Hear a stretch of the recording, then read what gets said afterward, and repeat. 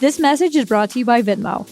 It's not easy being a football fan, especially in the postseason. Watching your favorite team botch a 4th and long, failing to get out of bounds on a 2-minute drive, or fumbling the transfer on a simple handoff, that's hard. But transferring money with Venmo on DraftKings, that's easy. Football is hard, paying with Venmo is easy at your favorite brands all playoff long. Gambling problem? Call 1-800-GAMBLER. New York, call 8778-HOPE-NY or text HOPE-NY. Connecticut, call 888-789-7777 or visit ccpg.org. 18 plus in most states. Restrictions apply. Terms, DraftKings.com. All these patients complaining they can't get their medicines. Insurers and PBMs are often owned by the same giant company, so middlemen, like me, decide what medicines you can get and how much you pay. But don't worry, if your prescription gets denied, we know another one that works for us. I mean, you. Washington should stop PBMs and insurers from driving up drug costs. Learn more at phrma.org/insurer costs. Paid for by Pharma. So I think the defensive line for the Seahawks is going to really challenge Drake May. What are you eating there? Blue chips. Blue chips. Oh, for like blue chip talent? Yeah, thank God we bought the salsa. Dude. Because it would have been a honestly, bad I would have been way more mad, but the chips and salsa are helping. This is a pathetic day in franchise history. This is one of the darkest moments for professional basketball in Miami, Florida. We're starting late because I was holding Zaz in my bosom and he was weeping, and I had to call security because Mike Ryan had to be restrained from running across the street and strangling Pat Riley. Zaz, I heard pathetically while you were weeping into my bosom the most pathetic lament I've ever heard from a Heat fan, which was, well, Shams has been wrong sometimes. It's a true story. Has he been? Because I don't think he's been wrong very often. You're hoping that the reporting is wrong on this, and in the next hour there's some sort of shift that involves the Greek freak Giannis Antetokounmpo. I better learn that name. I thought I was going to have to learn that. No, forget about that. You're fine. That guy's a bum. Yeah, don't have to worry about that at all. Hey, we dodged a bullet, right? His body's going to break down. There's going to be a team that regrets acquiring that guy. Loser talk. Look, I'm not mad. Like, I'm mad at the whole scenario. I'm not necessarily mad at the Heat, at least not yet. We have 50 minutes until the trade deadline. Who knows? Like, Mike Ryan, you're calling it one of the darkest days in the history of the franchise. It was only a few hours ago where you said if they wind up getting John Morant as a consolation, that today would still be a great day. So we still have 50 minutes remaining, so I'm not mad at the organization yet. We have another 50 minutes. But what I will be mad about is if they decide we're not going to do anything significant today because we're going to run it back in the summer and make another run at Giannis. When the reality of it is, all Giannis had to do was go to Milwaukee because the Heat apparently were the last team standing, all right? And apparently Milwaukee did seriously consider the Heat's offer because it's a good offer. If Giannis would have went to them and said, I want you to trade me to Miami now. Because as it looks now is Milwaukee is going to shut Giannis down for the remainder of the season. So Giannis essentially would rather not play basketball the rest of this year. How is that allowed? I don't know. How is that allowed? You want to fix tanking and we're going to let the best player go? Salt this commissioner in sports is going to allow a healthy superstar player to not play anymore this season because the team wants to tank. Okay, yeah. But I will be angry if the Heat decide to run it back with their attempt to get Giannis. The Los Angeles Clippers are trading Ivica Zubac to the Indiana Pacers. He's a great player. I really like Clippers him. really blowing it up, Dan. Zubac is your guy. I love that dude. Per source, according to Barry Jackson, Heat was informed very late last night that the Bucks would likely not be trading Giannis today. Heat offer received consideration. Obviously, Bam was never part of the deal, but there wasn't something that the Heat had that the Bucks asked for and the Heat resisted that killed the deal. Miami was willing to do what it took. Bucks simply wanted to see if they can get more this summer. More reporting I have for you here. Jake Fisher reports they were never serious, according to one team executive who was discussing a Giannis Antetokounmpo trade with Milwaukee. And Shams on Giannis says these teams engaged but never progressed even close to a deal over the last few days. Teams involved believe the Bucks feel they can build a contender around Giannis this summer and get him back on board to being there. Also from Jake Fisher, he says, as of last night, and this is going to make Mike even angrier, The Heat have not been actively pursuing Ja Morant to my knowledge. Maybe now that they're out on Giannis, a Ja flip could happen. But all along, I've been told from people who would know the Heat haven't been making aggressive offers for Ja Morant. Jesus Christ. I'm pissed. Yeah. You should all be pissed too. This is ridiculous. This is the longest stretch of not mattering this franchise has had under Pat Riley. They have gone from, if they wind up doing nothing, again, 47 minutes. They have gone from the team which I grew up with when Pat Riley got here. Okay, I was a teenager, and then into probably the next 15 years or so after that. They were the team that was always the most aggressive. Always. If the team looked any sort of middling, Pat Riley will make the big trades the next day. Mm-hmm. And they're the team that will make the moves and is not afraid to take swings. And now they have gone from that reputation to the team that never does shit. I don't think it's fair what Mike Ryan is saying when he says this is the longest stretch of being irrelevant. In that stretch, they've been to the finals 2 times. Like you can't. No. You can't put the 2 finals appearances in my irrelevancy time period. You can't. They went to the finals last in 2022, 2023. Since then, and we called it out that very offseason that we maxed out. We need to do more to keep this thing rolling.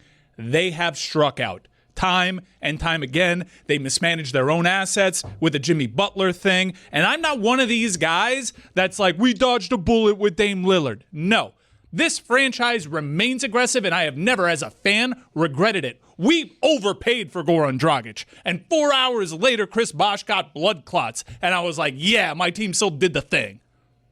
Well, the mismanaged part, and this part I think should make the Heat fan upset. We could be mad about Adam Silver having no spine and not doing anything about the Terry Rozier trade.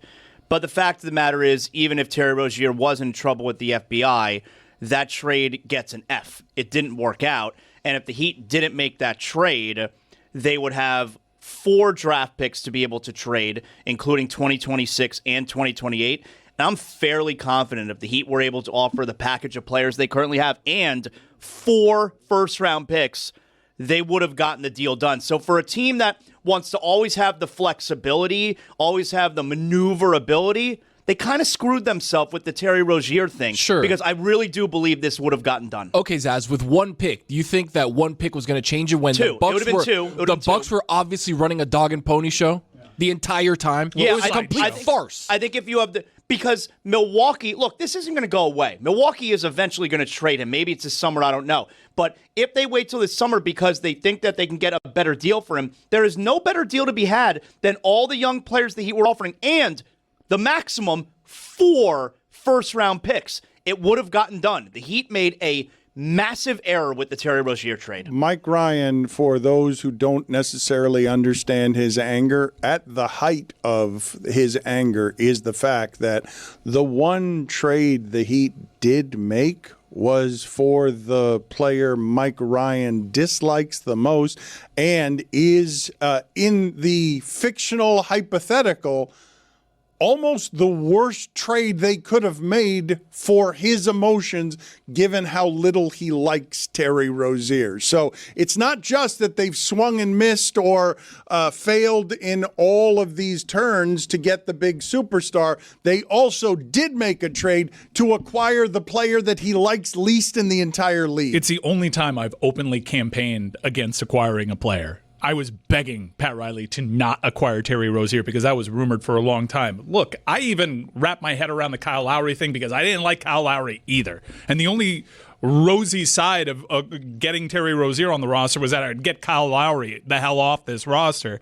There's been a lot of bad acquisitions, non-impactful, and a lot of passing. We mentioned this on the main show earlier today. It's not just the superstars that they strike out on. It's guys that can really help, like Pascal Siakam and OG Anunoby, guys that could have, when added to this core, made a difference in the postseason, the way that those players ended up doing. And this is just really disappointing. This is starting to feel sad around this franchise. Their inability to do what they made their names on. I know Pat Riley came here with a ton of credentials, but with this franchise, it was always swinging for the fences and occasionally connecting and not striking out the way they have. It feels a little pathetic. As of right now, again, 42 minutes. But as of right now, there's only 2 teams in the Eastern Conference, Miami being one of them, that has not made a trade yet. That's All right, it. let me bring in Amin El Hassan here from our New York studios to get his expertise on this and a bunch of other things that I've been wanting to talk to him about, because we're not just going to be doing Giannis for this hour. I want to do a reaction to whatever it is that happens in the league. But first, Amin, you've been in listening here to what it is that's being said. What are your thoughts to what it is you've heard here? We can't hear him. Let's make sure to get him potted up so that. To be honest, Dan, it's Jeremy's first time sitting in the captain's chair there. So. All right, so we will try again here before I send Jeremy away, because he's looking like I could not possibly have any less confidence in what Jeremy is presently doing. He just asked, "Is it Zoom?" It says Zoom 1. Yeah, like this. Hold on, Danny V's here to fix it. Right? Zoom 1? Yeah, this Is that right? We got all the Dannys here all to the fix way it. up. Danny GQ. So I did the right thing. We should kick him out. I did the right thing, right? I'm thinking about doing right? it. Let's see. Yeah, I was right from the beginning. Mike is right there in the back row. Literally right there. Amin, let's see if we can hear you and your thoughts on what it is that we said now. How about now? Yep. You guys hear me now? Yep. Okay. Oh, he was holding right. the wrong mic. No, I was holding the right mic, but I just unplugged and plugged a different mic now. Yeah, you guys sound like whiny, entitled babies. Like Mike says, this is the worst stretch. Can I refer you back to when LeBron left? 5 years? No, that was 3 great. playoff miss? We had 5 Bosh years, 3 coming back from the clots. We had Goran Dragic. We were a game 5 away years, from the Eastern Conference Finals. 5 years, 3 playoff miss, 1 conference semifinals, 1 first-round exit. That's better than this stretch. Yeah, Hassan Whiteside and Deion Waiters and better than this stretch. Bloodsport. Yeah, That's I hear better you. than this stretch? Yeah, you had 3 playoff appearances and 1 conference semis. That's better than this stretch. You had 3 playoff misses and 2 playoff appearances. And 1 That was conference pre-play-in, semis. too, by the way. They would have gotten into the play-in. And let's not No, even they talk weren't. about the playoff They weren't appearance good. last year that ended up costing us Cooper Flag. Any other thoughts that you have? Because I'm more aligned with you here than I am with Mike. You know, like the whole thing, Dan. Oh, they didn't land the way. Like, it takes 2 to tango, man. Like all the reporting is that Milwaukee was not serious. Like, it was more of a fact-finding mission for them, which of course is still an improvement of where they were about a couple of months ago, where they're not even listening. Now it's like, okay, we'll hear pitches, and the teams that threw in pitches kind of figured this isn't kind of going to happen, right? Or at least it's not going to happen now. So how is that Pat Riley or Andy Ellisberg's fault? Well, I think Milwaukee I is think not the place intending on moving them. Yeah, I mean, I think that's fair, but the Heat's rivals, be it New York, Indiana, Boston, Milwaukee, every year they're Cleveland. Every year they're able to make moves, and the Heat every year. Yeah, every year some combination of them. What the Knicks do this year? No, not every one of those teams every year. Jose but every Alvarado. Year, every year those teams make some combination make moves. I mean, heck, last year the Knicks got Towns. You know, like every year 1, 2, maybe even 3 of the Heat's rivals. They always seem to make a move, and like the Heat don't make any moves. But I could take the same tack and take one team and say, well, all they've done was that deal, and every year everyone else is doing deals. You can't go against the field and say, how are you not beating the field on all these deals? It takes 2 to tango. You need a willing trade partner, number 1, and then you need to make it work under the cap and the CBA, which we know what Miami's pick situation is. Right? It's awful, but it's also not ideal. So when you are in this scenario, you can only do what you can do. You can only control what you control. Damian Lillard should have been a Miami Heat player. We dealt with a front office that literally said anywhere and anything but them. How is that Miami's fault? I don't see. I think you guys still think about it like in a fantasy football kind of way, Where it's like, if there's a deal to get done, I can get it done. And that's not how the real NBA works. I think we covered where Miami misstepped in the Dame pursuit. Look, the Rozier, the drawing the a line Rozier, in the sand, the Rozier acquisition beforehand. But Miami did approach the Damian Lillard potential acquisition with a great deal of arrogance. And this show was guilty of pushing that propaganda. They did it. They did exactly what you guys were asking for. Oh, we swing our dicks and we get shit done. That's what they did, and it backfired. So when you guys say, we used to be aggressive and we'd slap everybody across the face with our phallus. Why don't we do it anymore? Yeah, they did that 2 years ago and it didn't work. No, they didn't do what we asked for. They didn't get the guy. That's what we've been asking for. Get the guy. You're saying, look, it's not just that. It's not just the role players either. It's the fact that Luka Doncic gets traded in the middle of the night and Miami has no idea that trade's even going down. Yeah, everyone knew except for Miami. That's kind of crazy. Like everyone had an opportunity to go get Luka Doncic. Don't tell me to calm down. And Pat Riley was asleep at the. Look, come on, guys. I don't want to hear this today. I don't want to hear more of the same. I cannot believe you don't have to hear it. 2026, you don't have and I have to Mike, hear the same stuff. I'll be real with you. You don't have to hear it. But the people who listen to this show, who are expecting sound basketball analysis, are going to hear it. You don't have to. You can go to the kitchen and go have lunch. I have my lunch right here. I'd love to have lunch too. But the reality is the Bucks were not going to deal this guy. That's what everyone said. They walked away saying, what the hell are we doing here? And when Zaz is sitting there telling you, the Wolves did the move before the move, I said, no. The Wolves are trying to get under the luxury tax. And that's what they did. They got under tax. The Suns did a deal, got under tax. The Raptors did a deal, got under tax. Everyone's just trying to save money. Before this week, the non-tax-paying teams, so the way it works with the tax, they take all that tax money, they divide it by 30, and then if you are a non-taxpayer, you get a check in the mail. Before this week, the check was projected to be $14 million. As of right now, the check is going to be $5 million because so many less teams are paying the tax and there are more non-taxpayers getting a share. It is sinking everything. And so as you sit here like, why haven't we done anything? Who's done something? Did you want Anthony Davis? Do you want a Trae Young? I want the guy you wanted? Yeah, I've been very clear. I want something. I want to mix it up. I know that I'm not good enough, and I've known for 3 seasons that we're not good enough. In fact, 3.5. And I've seen them take a flamethrower to their own assets because they were stubborn. I saw their stubborn approach when it came to Damian Lillard, and you could play the result and say that didn't work out for them. I'd maintain that if Damian Lillard came to Miami, it might have gone different. But I just hate that we're doing the status quo. And I don't think we're in a position to. So did we. You know who else wanted to just mix things up? Nico Harrison. You want to mix things up? Oh, that's not fair. I'm just saying. We got Cooper Flag at least. I do think this part that had nothing to do. That had nothing to do with what Nico Harrison. It was our pick. Okay, there was a less than 1% chance of getting it, but who told you that though? I mean, the fair criticism, I think, is they waited 6 years for this moment, and the team that took Butler from them had more picks than them to offer in this scenario, and they passed on moving Khalil Ware and Jovic for Durant and then didn't play Ware and bashed him in the press. Like, I believe that's fair criticism, is it not?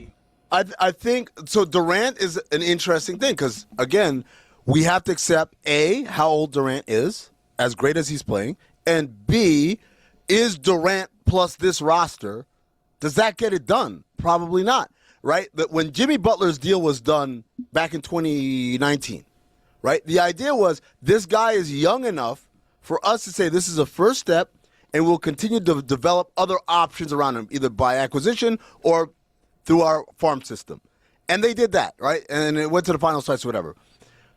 With Durant, he's so much older than Jimmy Butler was in 2019.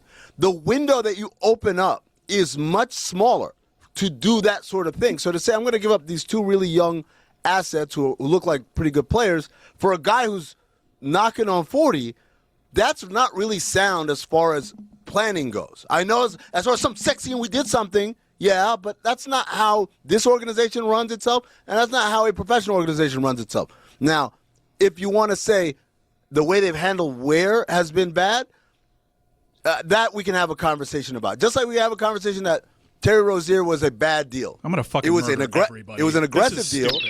This is stupid. Dan, we have the details of the Ivica Zubac trade, okay, to the Indiana Pacers. How about what the Pacers are giving up? The Pacers are also they're sending out Benedict Mathurin and 2 first-round picks to the Clippers. The first one is kind of phony. It's a first-round pick this year in 2026, but only if it lands between numbers 5 through 9. The rest of the round is completely protected, and they also send a 29 unprotected first rounder. That's kind of interesting.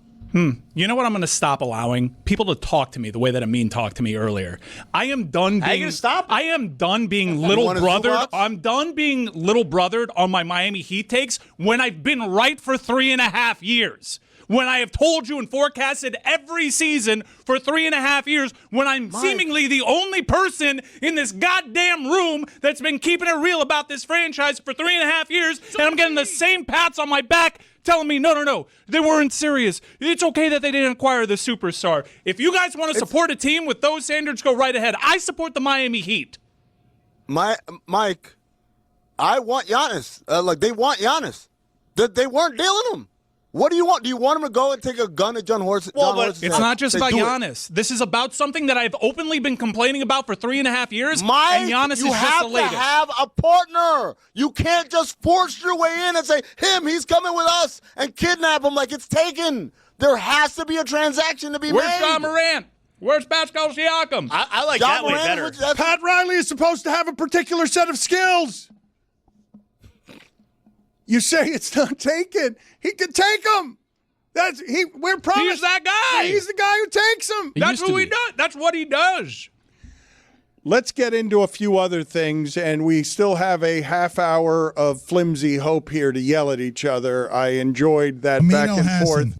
Amino Hassan. Okay, Amino. Can you please do me the favor of playing the Amin Knows Basketball song? I know this is a big ask for Jeremy. Why are you putting him in this position? First time in the chair, but I'd like for you to find some things. I also want to see, can I see what it is that you guys have done to prepare for today's show? Because you put a bunch of blue chips in front of me because people want to get blue chip prospects. I also saw the poop emoji for some reason was around here. Why is the poop emoji? Is the poop emoji a reaction to criticism of Pat Riley? Why is there some fake poop in the studio? That poop right there with the money, that's our salary dump. That's how we prepared for this? Just in case. You happy about that, Dan?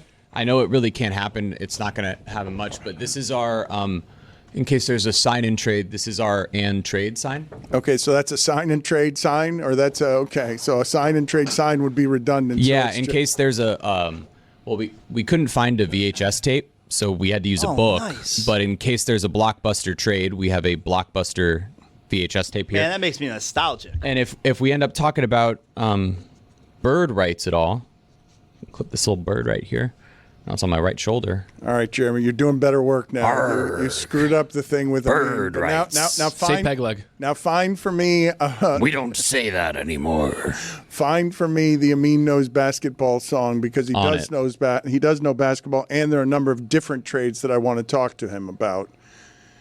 The Anthony Davis trade to the Wizards. Tony and Mike were saying they love the Wizards' young core. I think the Wizards are doomed for the entirety of my lifetime and any generations that come Hold on, I after didn't me. say I love the Wizards' young core. What I said is I like what the Wizards front office is doing, making smart moves and getting distressed assets, and maybe in the next couple of years, be a good team. Don't back down. Keep exaggerating what they said. Amin, your thoughts, please, on Anthony Davis to the Wizards. How did his mic go out again? Is this Jeremy's fault again? This is Jeremy's Looks like fault? he's muted to me. There we go. Unmute yourself. You want to start talking again? Yeah, that looked like operator error. That's not operator error because I didn't mute myself. If we want to throw people under the bus, I was told, wait, we're testing someone else's mic. Hold on here. And they hit my mute, and then that's when Dan says, what do you think? So maybe get on the same page, everybody. But I think what the Wizards have done is where Mike thinks the Heat have actually been, which is they've been awful for so long, they're willing to try anything, including betting on two guys who have been hurt a lot. They said, we've been collecting assets for too long. It's time to cash it in. Now, They managed to do that, obviously, without giving up the real stuff, which is Alexander Sarr and George and Trey Johnson and the guys they really like, the young guys. But they've taken a gamble, particularly with Anthony Davis and really Trae Young as well, in that these are guys who want to get paid soon. And so now you're going to have to commit fairly quickly to people who, again, have not shown the ability to stay healthy. Now, if they stay healthy, I heard what you guys say earlier. I agree. I think this could be a playoff team. If you told me Trae Young and Anthony Davis are going to play 70 games. But I don't know if they're going to play 70 games. And when you combine that with how much you have to pay them, and you combine that with how much they gave away in terms of draft capital, it's a very risky move. But again, when you've been as bad, really bad, like the Washington Wizards have, these risks become more palatable as opposed to Miami, which has been a decent team. When he talks about palatable, I think there is something happening here that makes this extra nasty in taste for those of us who are not finding it palatable and don't have a lot of hope in the next 30 minutes that an Andrew Wiggins is going to be moved for something that moves the needle in the Eastern Conference. But Windhorst has said, and we're going to talk to the kid Mero about this in a second, but Windhorst has said the following: the Knicks are as strong and as good of position as they've been in the last 30 years to win it. I don't actually believe that, because I don't think that Jalen Brunson this year is going to make them better than the Pistons the way Jalen Brunson last year made them better than the Pistons. And I don't actually believe that, as beloved and wonderful as Brunson is, and he's super easy to root for, it's hard to win with a player that size. Not many championships have been won when the player that size is your best player. But the thing that makes this extra not palatable for the Heat is, oh, the Knicks are better than you. Oh, Boston, you were really close with them a few years ago, and you are not anymore. Boston has gotten a good deal better. Yes, Amin? Yeah, well, if you remember the year that the Heat went to the finals, 2023, in that conference finals, I said Boston is way more talented.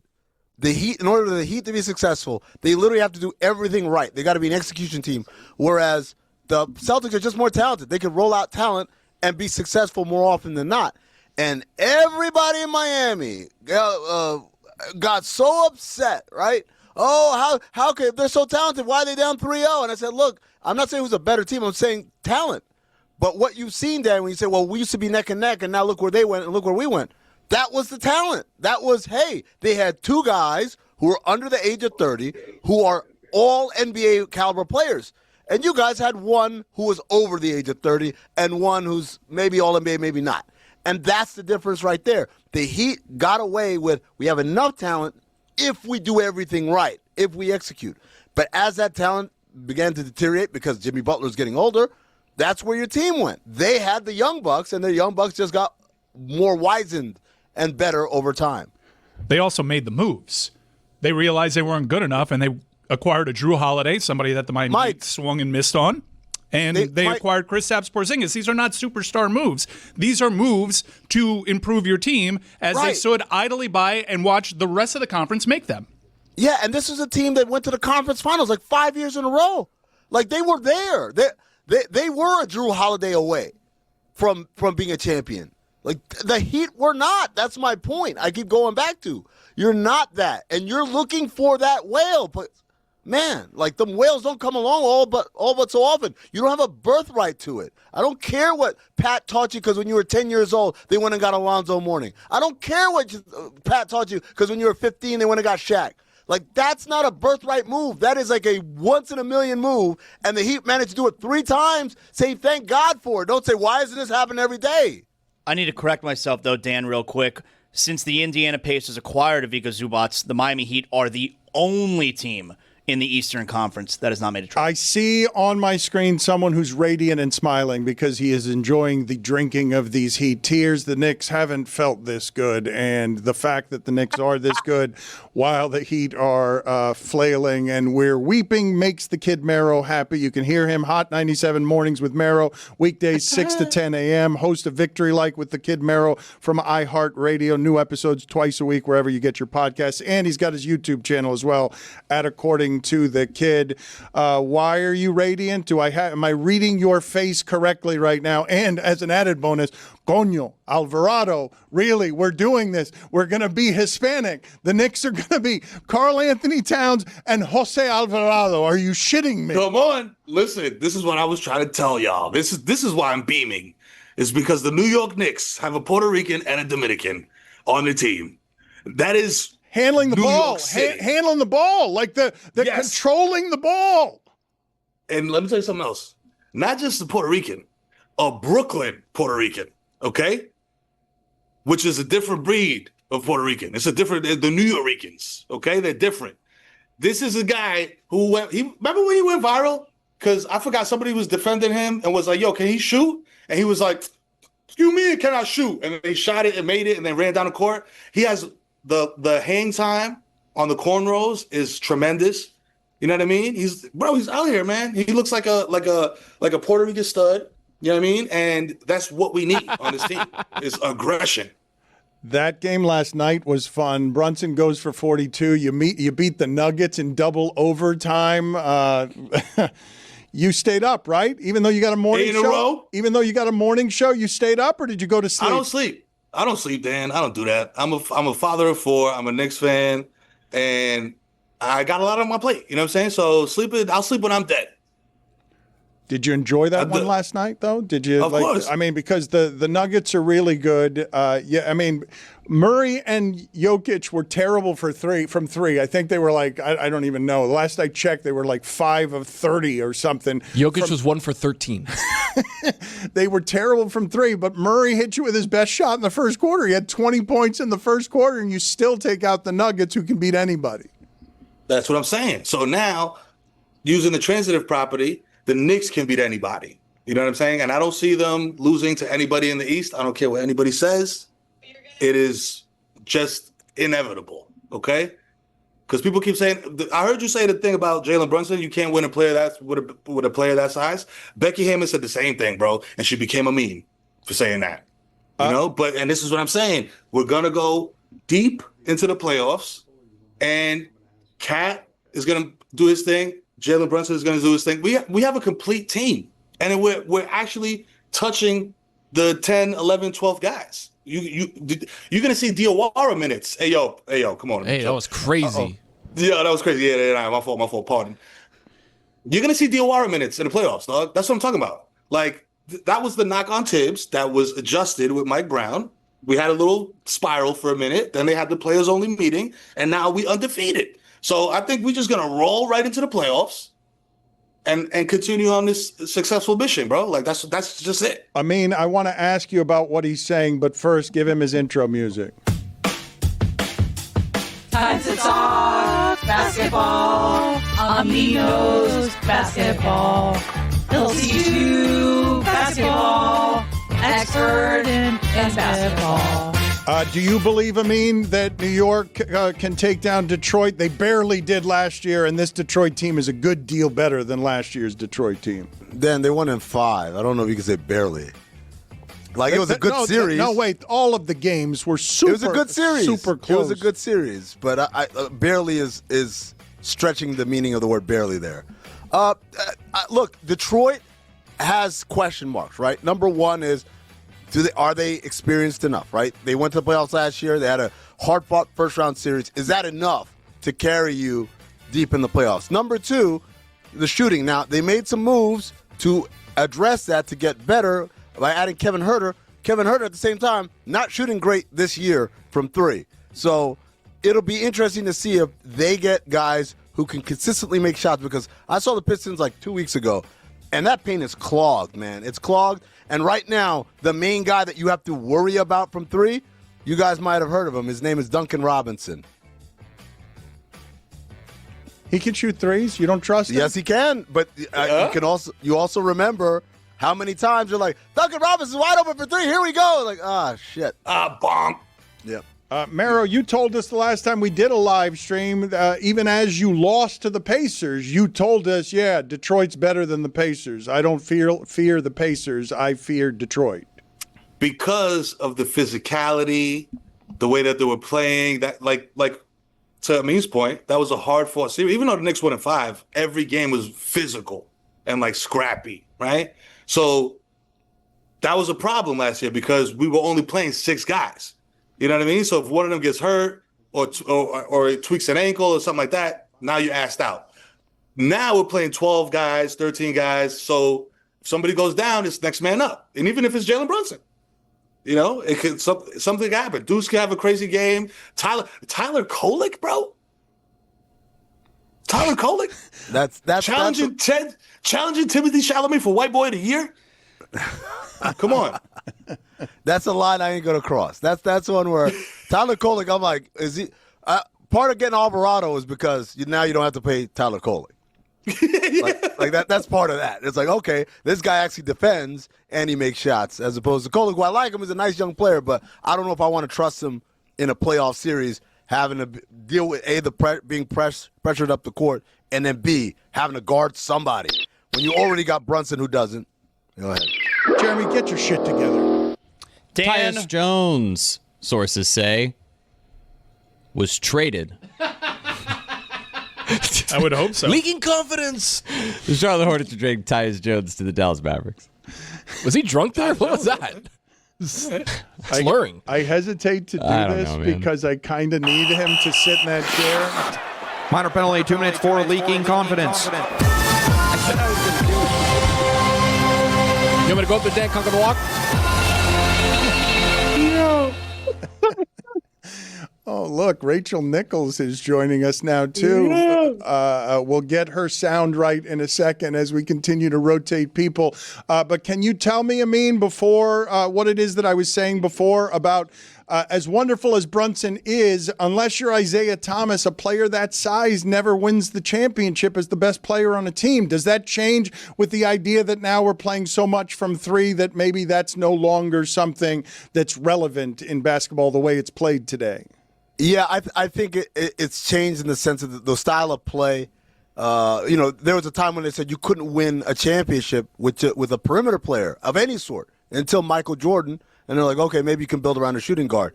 It all determined by the style of play. The other thing I would say also is, like, Tony Parker was Finals MVP on that Spurs team that won in 2007. He was the guy, really. Tim Duncan had taken a smaller role by that point. So you could argue that it has happened before. The bigger thing for me is not Jalen Brunson being their best player or not their best player, is can the Knicks have enough defenders on the floor to make up for his lacking, right?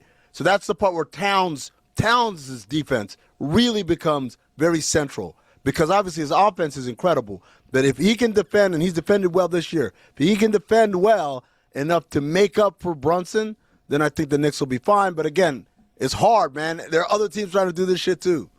Yeah, nah. Listen, I think Cat.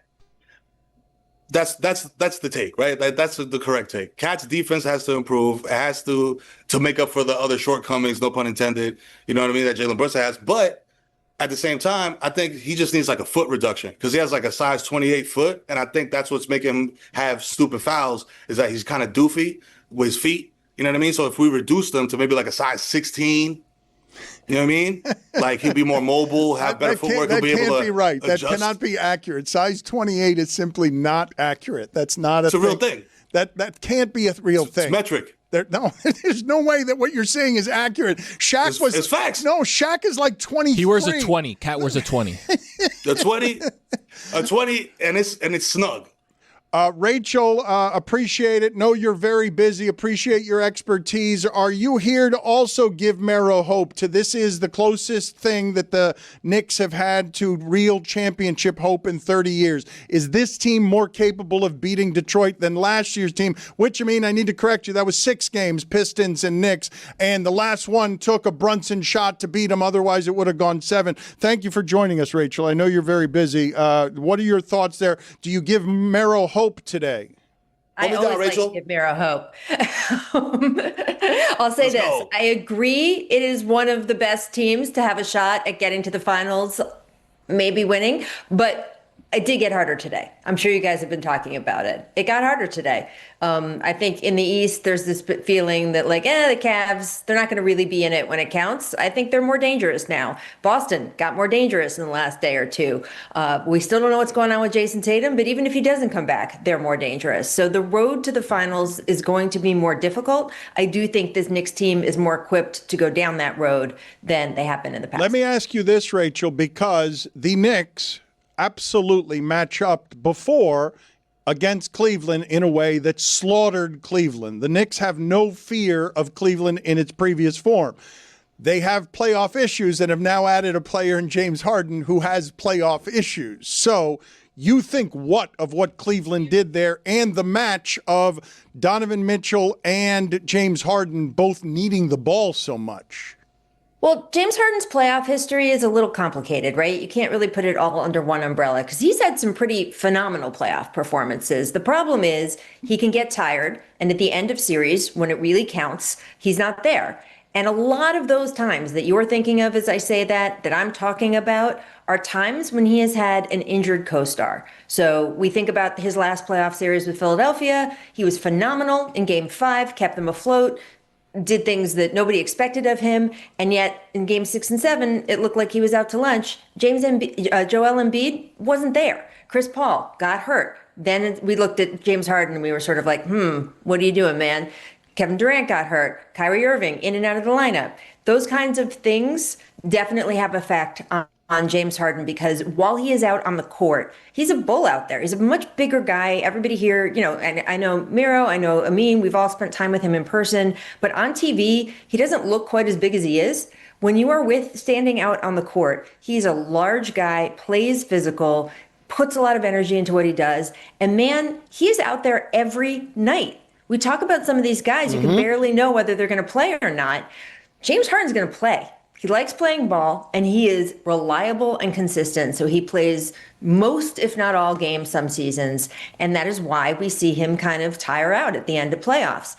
If Donovan Mitchell stays healthy, and I'm going to knock on everything because that kid has had just an on-fire season this year, James Harden, I don't expect to disappear at the end of playoff series in the same way because the load on him is just going to be completely different. And I think that's the gamble that Cleveland's taking right now. Amin, were you trying to get in here? Yeah, no, it's exactly what Rachel just said. He's a guy that when in Houston, 78 games played, 73, 81, 82, 81, 72, 78, right? And then the minutes per game, 36 plus that entire time. For his career, he's a 35-minute per game player. He plays games. He plays most of the games. And like Rachel said, it's not like he's out on the perimeter catching and swinging. He's got the ball in his hands. He's creating contact. He's taking contact. He plays a very physically taxing style of basketball in an era where everybody is trying to manage down that load. He is accepting. And so part of his foibles in the playoffs, like Rachel said, is running out of gas. Part of it also is we remember the really bad moments. We don't remember the great moments. So, all of those things factor in. Now you get to Cleveland, it's like, hey, I don't have to be the second best player. I could be theoretically the third best player if Evan Mobley takes that leap forward. So now you're saying, okay, I get to pick and choose, I get to conserve, and most importantly, I play in a team defense that's really good on its own. He gets to fit in and maybe ration out his energy a little bit better. Amino acid. Hey, Rachel, so speaking of Harden and the Clippers also a little while ago traded Zubats to Indiana, why are the Clippers holding on to Kawhi? You want my real reason, my fun speculation reason? Do you want what do we want? All of them. Yeah, all right, wait, I'm not going to say it because it's going to get aggregated in a weird way, so I'm going to let Amin say it because people will know Amin, what am I talking about? I don't know what you're talking about. I don't even know why I'm in New York right now. Hassan. I have no idea why I'm in New York. I thought it was going to be warmer. Holy shit. Look, first of all, I don't know who is, I'm sure they're taking calls on Kawhi. I'm sure people are calling right now because between Harden and Zubac, it's very easy to see where they're going, the direction they're going in right now. I don't know if someone's going to I don't know if there's going to be an offer for Kawhi that's going to actually reflect his value. And I don't know if the Clippers are going to want to part with Kawhi Leonard in the middle of this whole aspiration investigation. Mero has to get out of here, but Hot 97 Mornings with Mero, weekdays 6 to 10 a.m. Yes, sir. Host of Victory Light with Thank the you, Kid Rachel. Mero from Let me hold the dollar. iHeartRadio. New episodes twice a week wherever you get your podcast. You don't have a flag there for your country there? You don't have you don't have anything? You usually carry a flag everywhere. He's corporate now. They done got to him. The money got to him. Nah, this I'm in my studio. This is Victory Light Studios, and I have the Bodega gambling machine right here. You know, and I also have various accoutrements. You know what I mean? I got the TV over there, and I got a cigarette machine. Oh, it's over got there. a Sig machine. I love that Sig machine. Old school. You know what I mean? So yeah, I got Bodega flavors around me.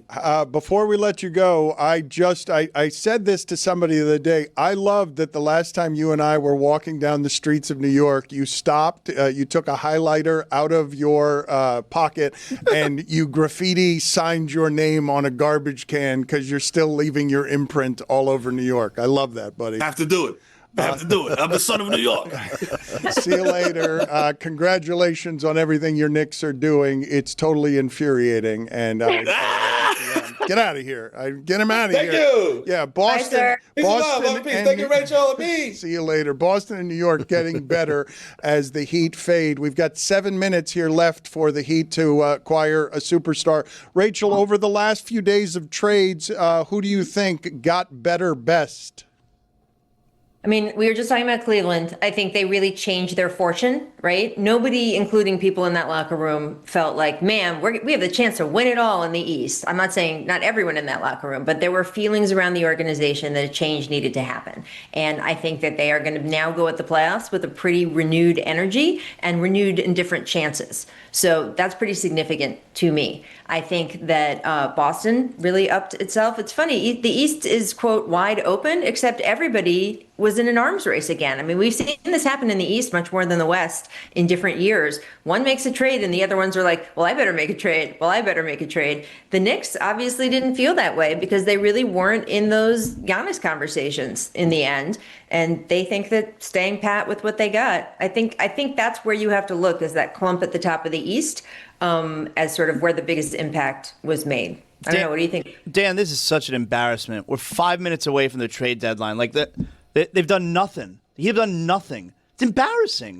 Rachel, what criticism is fair of Pat Riley? Mike Ryan back there is furious. He's enraged that the front office has not been very good the last 5 years. Well, what do you think? What would you have liked to see them do? Anything. Yeah, anything. They don't have an answer, Rachel. They just want something new and shiny. Don't listen to him. I literally said anything. They traded nothing for Norm Powell, by the way. Like an that's all-star. and that satiated me for a little bit. That was a pretty good acquisition. Yeah, Look, and they're a 500 team. when they get they're, a Knicks, they're Rachel, 7-9 in their last 16, and they're 17th in the league in offensive rating after a good start. Rachel highlighted the reason for my frustration, and again, I'm not in a losing position here. You guys have to convince the nation. I've been right. Every single time. The East is getting better. They need to do something. They don't do anything. They get lapped. That's my frustration here, and I thought it would come to an end, and it's not just Giannis. Okay, you want to tell me that Milwaukee wasn't serious? Fine. You want to tell me that the narrative got out there that the league just wasn't going to allow Damian Lillard to go to Miami? Fine. We struck out on Kevin Durant 3 times. We didn't make any of the other ancillary moves to get somebody next to Jimmy Butler that could make a difference. Since dating back to the finals of 2023, it has been evident to everybody, obvious to every single person that follows this league, that Miami needed to do stuff to improve the roster, and they just didn't. They just failed, and I'm not used to this franchise, and that executive in particular, failing as much as he has recently. I mean, Rachel, all I need to do is I should have won Powerball, and I didn't. I should have won Mega Millions, and I didn't, and that's on me. I've let myself down. As I see other people doing much better in life and making more money, the opportunity for me was there just to go out and win Mega Millions and win Powerball, and then I could have been the rich guy. What criticism is fair, Rachel? I mean, Amin's not wrong. But also, look, there's a question with the front office that has been intact for, is it 20-something? How long has that sort of core front office? The Heat, 31 years. 30 31 years. It's 95. I was going to say 26, 27 years, but yes, 30 years. Are they bringing enough new voices? There was a moment where Pat Riley really felt like he was gambling and trading for now because he was sort of, I think he even said it at one point, right? Like, I'm not going to be around forever. So, the time is now, that kind of thing. And they did make some bold moves. But in terms of what opportunity they had in this particular trade deadline to do something that made fans feel like, man, we now have a chance to contend, I don't know if they were there. I didn't hear about any. And the Giannis play would have been huge for them. But in the end, the Bucks just weren't going to deal it. Well, do you think they were serious at all, Rachel, Milwaukee? The Bucks? Yeah.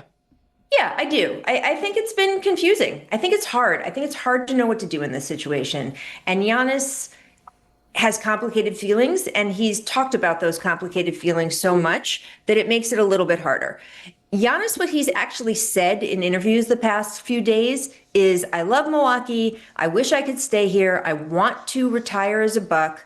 But he says, I also only want to do that if I can play for a championship. And he's challenging interviewers. Do you think that we can play for a championship here? And that sort of thing. The problem is that headline that makes it to Bucks fans is, I want to stay a Buck for the rest of my life.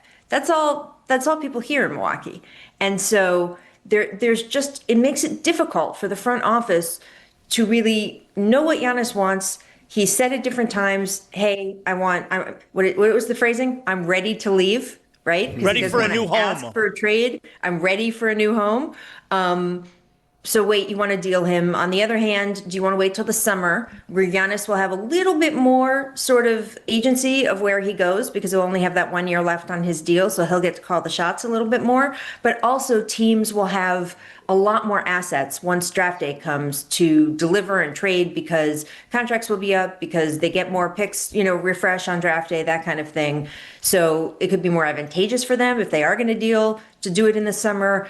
And then what is Giannis saying to Bucks fans at that point also? It is a complicated situation because I think Giannis is being honest when he says he doesn't really want to leave, but he also really, really wants a title. And he is prioritizing that more, another title. He is prioritizing that more. And it just makes it complicated. I think they were genuine in having the discussions and seeing what they could get.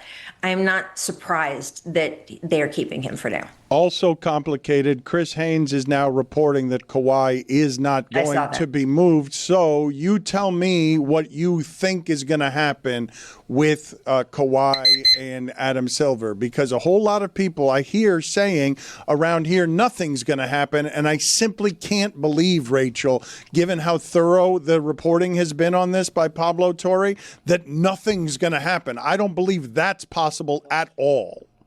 I couldn't tell you because I don't know what the investigators are going to say. It's just, it's too hard to sit here and predict. They have a different standard of evidence. It's not a more stringent, it's just different. And I don't know what they are going to come up with, how clear any smoking gun is going to feel to them. Adam said something when this was all sort of top of mind in news conferences. He said, that a smoking gun doesn't have to be sort of tangible. This is the email where we said, we are circumventing the cap. It doesn't have to be that. There can be circumstantial evidence that leads to a smoking gun. But I don't know what they are going to consider, what they're going to say reaches that level. So until we know what their standard is, until we know what they find, I just think anyone who's predicting is sort of just guessing, is my opinion. Rachel, thank you. I know you're very busy, and this is a obviously busy time. Thank you for making the time for us on short notice. Always appreciate it. Happy draft day, gentlemen. Or not draft day. Draft day's next. Happy trade day. Yes, unhappy trade day. No trade day. Why didn't Ja Morant get Zero moved? trades. I thought that one was definitely going to happen at some point. I can answer that one. Yeah, can you? Yeah, nobody around the league. Okay, let me be careful. Not nobody. Who wants him? This is a little bit like Sacramento? This is like your Miami question, kind of in reverse. Memphis wants to trade Ja Morant. And the way that you know that nobody wants him on their team is that he's not on another team right now. This is not speculation on my part. This is nobody wants him, and the price for him has actually gone down. Since they have made other trades, what they need for Ja Morant is actually less because now they have picks from the Jaren Jackson deal. Now they have sort of their young core. So they are able to move forward and get less for John Morant, and he's still not on another team. Well, let me ask you this. That is the answer to your question. Okay, even though I said goodbye, let me ask you this question, and I'll put it to Amin after you're gone. But Jaren Jackson's a two-time All-Star, a rim protector, a defensive player of the year, okay? Yes. So, A, what the hell is Memphis doing? And B, give me the historical precedent for what you just said on John Morant. Guy who was being talked about for face of the league a couple of years ago, dumpster discount value a couple years later. You tell me when that's ever happened in all your years covering the sport. We talk about a guy face of the league and a couple years later he has no value. I feel like I don't feel like that's as rare as you're saying. I don't know. I'm not having like the perfect guy spring to mind. I mean, maybe you can help me. But guys, there's definitely, the NBA is full of guys who we thought were very promising and beyond promising. We were sort of like, oh man, he's ready to do it. And then they shoot themselves in the foot. Like we've seen it. I think that with Memphis and what they're doing overall, they clearly understand that what they've had the past couple of years isn't working. And Zach Kleiman in the front office said it. He's like, we're not in the mix. He's like, it's not like we're close and we just need to get through that hump. He's like, we're not. So they're clearly signaled when they got a great offer for Desmond Bane, okay, we're going to rebuild. And they were waiting to see if that was enough, if the team could still sort of operate the way that they wanted it to. At that point, they still thought John Morant was in their plans and that he was going to be able to come back and be the superstar we all expected him to be. And it was very obvious in the first half of this season that was just not going to happen. He threw another series of temper tantrums. There was another set of problems. It was another coach he had a problem with. And they just decided that's it. And he's been available for trade for a long time, guys. For a long time. There were a lot of people who had the opportunity to go in and get him. And again, the way you know that nobody else wanted him is that he is still in a Memphis Grizzlies uniform. This time I say goodbye, and I mean it, and I say thank you again, and I meant that each time that I said it. Thank you. Bye, guys. I mean, your thoughts on what Memphis is doing, because they were real close a couple of years ago. It felt like we were talking about that team as clearly an ascending team that was going to be around for the next 5 years. It was them and the Timberwolves, Dan. Those were the two teams that were rising, young players, a new generation. They're taking their franchises somewhere, and they played against each other in the playoffs, actually. Memphis actually ended up winning by making like 2 less turnovers than the Timberwolves did, because that series was one of the worst basketball playoff series I've ever seen in my life. But the reality is life came at them fast from 3 different angles. Angle 1, health. They had a lot of injuries over that period of time, particularly also to Ja. Angle number 2, Ja's off-the-court issues. That hurt. And angle number 3, Ja's game did not develop the way it needed to, right? At some point, the league has a book on you. And so we're going to guard you like this. And so that's when you develop counters to get around us guarding you like this. Michael Jordan was really great, and then the Pistons beat his ass, and so he said, okay, I got to get in the weight room. And I got to get stronger. And he countered that. And then he's like, I got to take less high-flying acrobatic plays at the rim. I got to do more mid-range. And he got better at that. That's how the progression goes.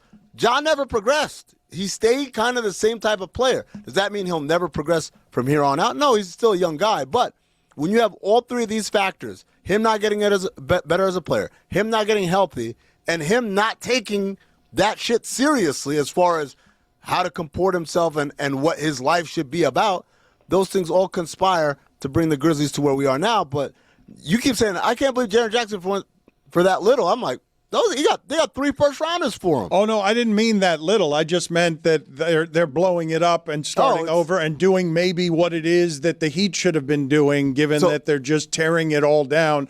I'm not saying for so little. I'm saying that they're getting rid of him at all. He's a good player. He is a good player, but, I heard David Sampson talk about this earlier, about winning 100 or losing 100, and I saw him today, and I said the only part I would disagree with is there are some stops along the way to winning 100. It's not either 100 right now or nothing. There are some stops along the way. But for Memphis, once they began to realize this guy, Ja, isn't the guy, now you got to take a step back. Can we take multiple massive steps back and help ourselves out by moving off of Jaren Jackson, they ultimately said yes, and they knew it. But again, before Mike says, that's what I want Miami to do, the biggest comparison here is that Memphis has been terrible. They have been bad with their guys, right? And Miami has never hit that we're terrible, I'm sick and tired of being terrible. They're just not progressing to that next step because, again, getting these superstars are hard. And by the way, lest you believe, let me just get a zillion picks and then I'll get them in the draft. Look at what Philadelphia went through that whole process before they got Joel Embiid and then before Joel Embiid was healthy enough to play. It takes a while. Even that's not a surefire strategy. You just have to figure out one way or another, how do I acquire that whale? I can feel Zaz's despondence annoyed on me. I can feel, because we're 7 minutes now past the deadline and some things trickle in late, but are we really in a position where the only team that didn't make a trade of any kind is the Heat? Why are you holding your head? Is it because Cam Thomas randomly got waived just now? I don't get that at all. That's crazy. He's a good scorer. That's crazy. That's crazy. That's crazy. He's a good scorer. Yeah, but he's a rationally confident guy who might be a trouble in that locker room. Like that, you don't know. No, well, I would say no, Dan. It's not that he's a trouble in the locker room. Obviously, they tried to trade him. The hard part about trading him this year is he has a no-trade clause. So he could have cock-blocked any number of deals that they may have had on the table for him for good value. My thing is, hey, I would have held on to him and then try to do a sign and trade in the offseason. The idea of just waiving him is pretty staggering. But the reason it's probably unfair for me to go straight to he's a problem in the locker room, but waiving him and not getting any value for that suggests to me that there's something that they just wanted out of their facility. Yeah, I mean, I get it. But even if I told him to stay at home, I still would have held on. I don't think I would have done that. I'm eager to hear what the reporting is about why they decided to waive him, just straight up waive him. I mean, if he was that much of a jerk, to be honest with you, let me put on my David Sampson hat and say, I would have especially not have waived him. I would have just said, hey, here's your paycheck, stay at home, and then good luck in free agency. I want to bounce around the league just a little bit with you here as we wait to see if there's any news that ends up trickling in. But your thoughts on what happened with the Warriors? So the Warriors, I actually was texting with Jeremy about this earlier. The Warriors hit that level where the Timberwolves hit, which is, these guys aren't serious. And so if you're not serious about trading Giannis right now, then I need to do what I need to do to get rid of Kuminga and get value on that. And so this is, I think, more commensurate with what Mike wants. The Warriors rolled the dice big time because they said, I'm going to take Buddy Hield, who has been a good role player for us.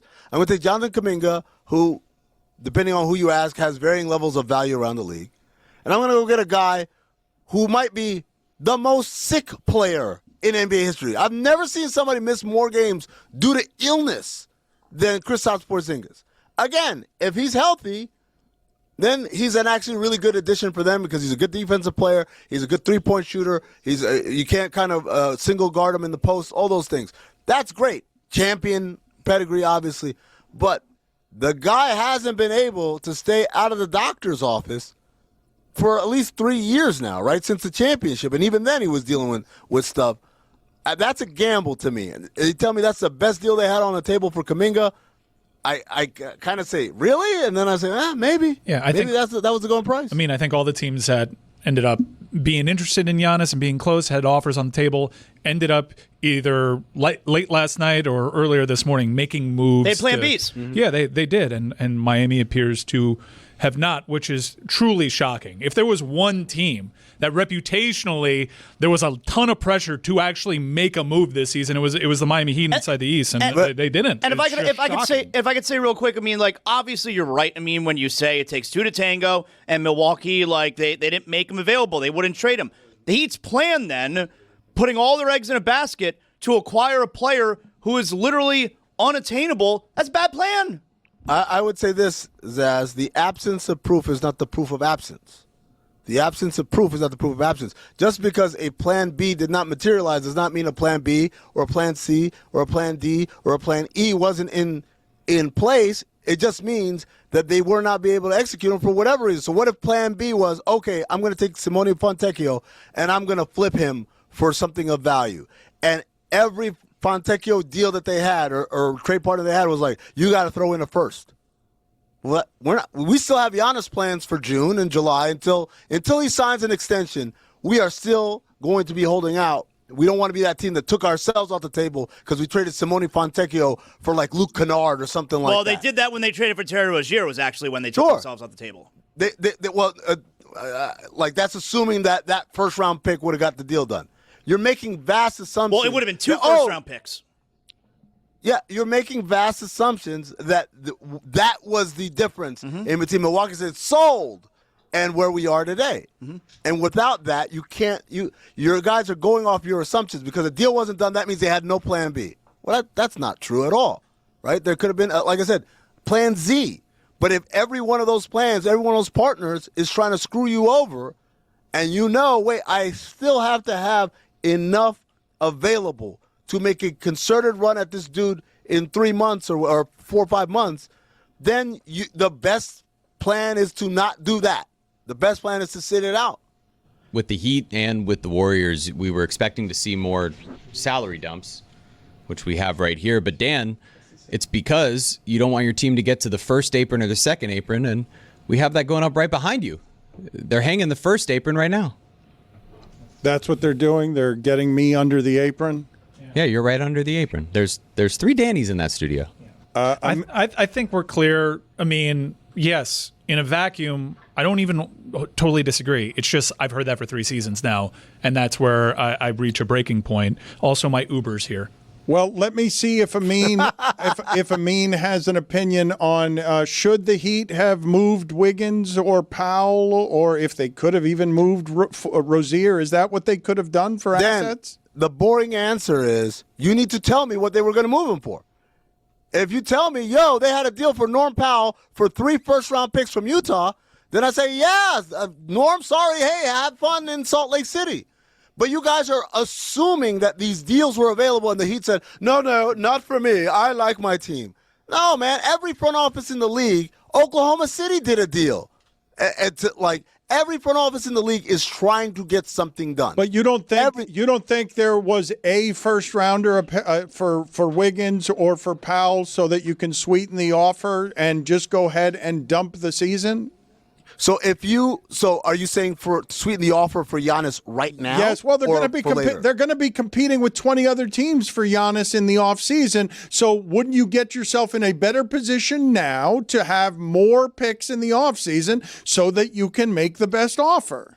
So if it's for the offseason, sure, but then if you trade Wiggins, now you've lost what could have been one of the pieces that you would use to build up salary. Because remember, Terry Rozier is a free agent at the end of the year. So his availability of his contract as a piece that you can make a deal for, it ended right now. It ended 15 minutes ago, right? That's the key piece here. So now you got to say, okay, well, how do I add up to $50 million, which is what Giannis makes, in order to be able to acquire him? I can't just give out, now I got the pick. Well, how do you make the salaries work? These things all happen within like a bigger context and not in vacuums. And you guys keep thinking about it in a vacuum. Jeremy asked me yesterday, Zaz asked me yesterday, how does that work? Right? Hey, I think I could trade so-and-so for a first-round pick. And then I said to you, Zaz, that's not how it works. How it works is like, what gets the deal done? 3 first get it done? And then if you say 4, I'll say, okay, I'll go get that 4th one. That's how that works. But if they're saying to you, if they're playing coy, or they're saying 7 first gets it done, or whatever tactic that they're using, very quickly you realize right now I ain't going to get it. And trading Wiggins for 1 more first-round pick, how about now? It's probably still not good enough. And that's why I keep saying you guys keep assuming the absence of proof is the proof of absence, meaning you assume because they didn't get Giannis, that means they didn't come correct on their offer. Or because they didn't trade one of these other guys for something, that means they didn't have a plan to try to do that. No, it means the plan didn't work. Zaz, it's an XL. You guys want to get out of here? Should we finish the whole thing? You want to give us some more thoughts on the Lakers? I wanted to bounce around the league, but I think everybody wants to get out of here. You got I'll that? bounce with you. You got that I'll black? bounce with you. I got Hey, yo. I only do Uber black. All right, I got it. Do you guys think it's over? There's not going to be any more announcements. The Heat are going to be a team that does nothing. They're going to be the only team that does nothing. I cannot believe I have to hear those words. This is so painful. They stood pat. I can't believe it. A lot of these teams, Dan, again, I told you guys this earlier. We went from you were supposed to get a $14 million disbursement to $5 as a non-taxpayer. A lot of these deals that seem like, oh my God, they did the move before. It's just teams saying, I don't want to pay my taxes. I want to be under. I cannot justify to my ownership group that, hey, we paid this much. We missed out on this check to get to the second round. What's happening right now? What's happening on the screen? Why do you guys keep doing this to me? Why does this keep happening? The Bulls, your thoughts on what the Bulls did? The Bulls did a shitty version of what most teams, well, I guess what Mike wants, which is like just trade the guys and get assets. Problem is they didn't really get assets. You got Nick Richard, you got a couple of guys, but you didn't come home with the draft, the pick 9 inventory second-round picks. 9. 9 is without anybody that's above 6'9". It's a currency. It is a currency. It's not as good a currency as how many first-round picks is 9 second-rounders equivalent to? 1? It depends on what kind of second-round pick it is, right? If it's, for instance, Washington's second-round pick off the top of my head, sure. That's like, or Sacramento's, that's the 31st pick in the draft, 32nd. That's damn near a first-round pick. If it's Oklahoma City's, yeah, that's one of the worst picks. You might as well just, at that point, there's a stage in the second round where I'd rather not draft you. I'd rather sign you as an undrafted free agent because then I have a lot more flexibility with how I can word the contract. What are you giggling about? The fat me? What? Now they're making me. Oh, he's moving. No, you can't. All right, you know what? I'm going to end this now. I'm going to end this now because I don't like what they're doing. What about Dallas? Let me do my Dallas victory lap, which is early in the season. I said Dallas controls its 2026 first-round pick. After 2026, they don't control shit. And so if there's ever a window, I don't advocate tanking, but if there ever was a window to tank, right now was it. You move all those bets, you get out of there, and you build everything around Cooper Flag moving forward, right? They did that by moving Anthony Davis. They didn't get to move Gafford or P.J. Washington or Najee Marshall, who all I think should have commanded good gets on the market. Apparently not, because they didn't move. But they did move Anthony Davis. They did the right thing. And I think Dallas is actually way, way more well set up moving forward, even though it doesn't make up for the Luka deal. Quickly, you mentioned that you're anti-tanking. A news item was that Milwaukee intends on shutting Giannis down if they were to not move him. How is this not against tanking rules? I would say good luck with that because I don't think Giannis is going to get shut down. He's going to rehab, and when he's ready to play, even if they're 30 games under 500, he's going to play. I want to get all of Amin's thoughts on all the things, and I really don't know, actually, as we move along here. I don't know if anything 20 minutes after the deadline can trickle in. I don't want to wander out of here and have something happen in the next 7 minutes, but I am as frustrated as any of you are with the fact that the Miami Heat basketball organization, which has been the shining example of sports excellence in our community for 30 years, has taken this market from the football team and turned into one of the majestic things I've ever seen in the history of sports down here. I can imagine, Zaslow, that you are wildly wounded right now, that we're leaving I'm disappointed. here and there's nothing, that it's just the same stuff. They're going to be playing for the Chicagos and the Atlantas and the Orlandos. The Diamondbacks and Orioles are in agreement on a trade with infielder Blaze Alexander going to the Orioles. I'm wounded. I'm tired. I'm sad. I speak for the group here. You know what? I'm not doing this with you guys. You can't keep putting that fat thing up there, and it moves now. And it looks like you're speaking right now. And it's what? Just have it replace me. I'm going to leave. I'm going to leave. And I mean, I want all your thoughts on what the Lakers are doing. I can't get enough the basketball Kings doing nothing thoughts from you. But you guys, I'm not doing this with you guys anymore. Well, let's start with the Lakers because I really thought they did a good job of improving along the margins. They sent out Gabe Vincent, who they signed a couple of years ago thinking they were going to get Gabe Vincent from that 2023 playoff run in Miami. Instead, they got the Gabe Vincent from that 2023 Miami regular season where he couldn't hit the broadside of a barn. but they managed to pawn him off alongside a second-round pick for Luke Kennard, who's an excellent three-point shooter and an underrated creator off the dribble in some secondary pick-and-roll action. He also leads the league in three-point percentage. I just learned that right now. He's damn near 50% from three this year. Meanwhile, the Suns, like I said, one of those teams, get under the tax. What are we doing? We're barely $1 million over the tax. They did a deal. They sent out Nick Richard, who really was the odd man out in their center rotation behind, of course, Mark Williams and, of course, Iso Iguodaro. But they didn't address needing a power forward. And it's going to be interesting to see what they do in free agency, which is what's going to heat up right now. Instantly, it starts with the Cam Thomas waiver. Who are the guys that are going to get waived and end up helping a team that is playoff bound? Jeremy, I heard you ask about the Kings not doing anything. DeMar DeRozan is one of those names that we expect to hit the waiver wire at some point here. Remember, these guys have to sign with their new team before early March because at the early March deadline, they're not going to be eligible for playoff play. So that's one thing to keep an eye on. I really also enjoyed the Utah Jazz doing something, I don't know, right?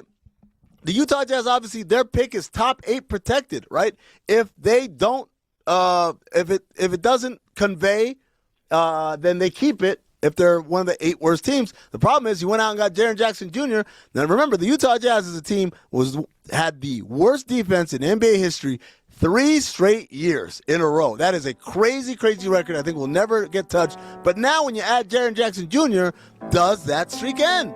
Do they bring it back down? And now they become from one of the worst defense in NBA history to just merely one of the worst defenses in NBA history. Either way, we'll figure out what happens with that pick as we move on. What else is happening? Oh, that's right. The Pacers adding Zubac. We didn't talk about this at all. Who has set themselves up for a 26-27 season better than the Indiana Pacers? I'm Indiana Pacers basketball.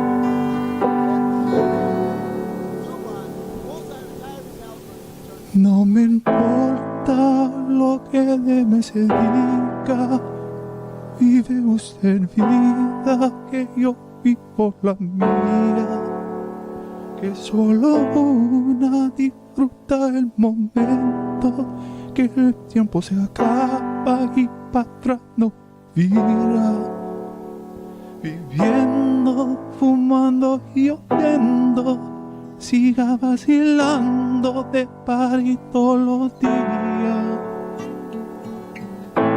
Síguelo, wow, wow. Síguelo, wow, wow.